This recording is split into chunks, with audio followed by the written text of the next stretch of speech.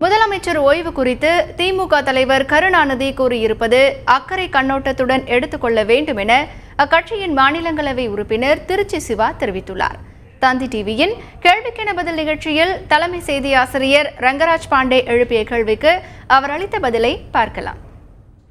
திராவிட முன்னேற்ற கழகத்துடைய தலைவர் முன்னாள் முதலமைச்சர் சமீபத்தில் சென்னையில் ஒரு பொதுக்கூட்டத்தில் பேசும்போது தமிழக முதலமைச்சர் ரகசியமாக செயல்படுவதாக இருக்கக்கூடாது, அதுவும் ஒரு பெண் பாலின முதலமைச்சர் ரகசியமாக செயல்படுவதாக இருக்கக்கூடாது, அவர் பகிரங்கமாக செயல்பட வேண்டும், அவர் ஓய்வெடுத்துக் கொள்வது நல்லது, நான் பரிவோடு தான் அக்கறையோடு தான் பேசுகிறேன் என்றெல்லாம் சொல்வது அவர் உடல்நிலை பற்றி வெளியே இல்லாத ஒரு யூகத்தை வேண்டுமென்றே கிளப்புவது போல இல்லையா?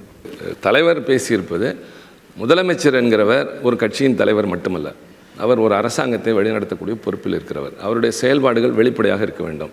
நீங்கள் அவருக்கு உடல்நிலை இருப்பதாக சரியில்லை என்பதாக யூகிப்பது என்று நீங்கள் யூகிப்பதைப் போல வெளியிலும் அவர் எந்த நிகழ்ச்சியிலும் கலந்து கொள்ள என்கிற போது உடல்நலம் சரியில்லையோ அவர் வெளிப்படையாக செயல்பட வேண்டும் என்று சொல்வதில் எந்த விதமான தலைவர் உடல்நிலை சரியில்லை பெண் பாலினம் என்றெல்லாம் அவர் குறிப்பிடவே இல்லை.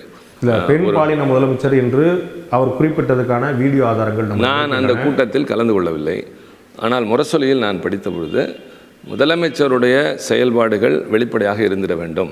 இங்கே ஒரு அரசு செயல்படவே இல்லை, அவருடைய செயல்பாடுகள் ஒரு முதலமைச்சருக்கு ஏற்றதாக இல்லை, அவர் ஓய்வு எடுத்துக்கொள்ளலாம் என்றெல்லாம் சொல்லியிருக்கிற போது ஒரு நல்ல அக்கறையோடு ஒருவரை கொஞ்சம் உடல்நிலை கொஞ்சம் ஓய்வு எடுத்துக்கொண்டு வாருங்கள் என்று சொல்வதில்லை, அந்த கண்ணோட்டத்திலேயே எடுத்துக்கொள்ளக்கூடாது.